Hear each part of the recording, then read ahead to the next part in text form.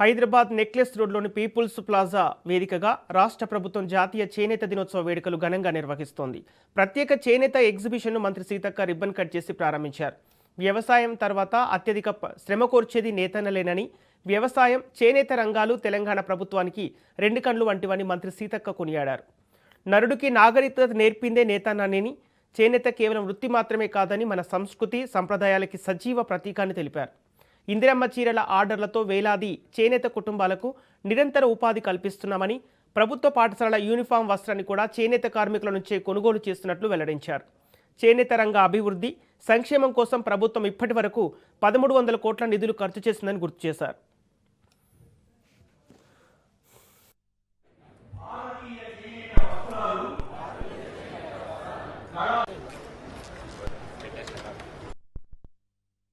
జాతీయ చేనేత దినోత్సవం సందర్భంగా మరి గౌరవనీయులు ముఖ్యమంత్రి రేవంత్ రెడ్డి గారి ఆదేశానుసారం మరి handloom and textiles minister Tummala Nageswara Rao అన్న గారి ఆధ్వర్యంలో పీపుల్స్ ప్లాజాలో చేనేత ఎగ్జిబిషన్ మనం ప్రారంభించుకోవడం జరిగింది. అందరికీ శుభాకాంక్షలు. చేనేత అన్నలకు ముఖ్యంగా తెలంగాణ సమాజాన్ని, తెలుగు సమాజాన్ని ఒకటే విజ్ఞప్తి చేస్తున్నా, ఈ దేశంలో, ఈ రాష్ట్రంలో ముఖ్యంగా అగ్రికల్చర్ తర్వాత మళ్ళీ నేతన్నలు కూడా అదే రకంగా కష్టపడుతూ ఉంటారు.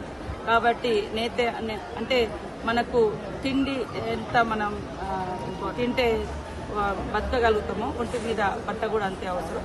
కాబట్టి మనం చేనేతన్నలను కాపాడుకుందాం, వాళ్ళకి కావాల్సినటువంటి సపోర్ట్ చేద్దాం. అందుకోసం వీక్లీ కనీసం 2 days అయినా కూడా చేనేత కార్మికులు తయారు చేసినటువంటి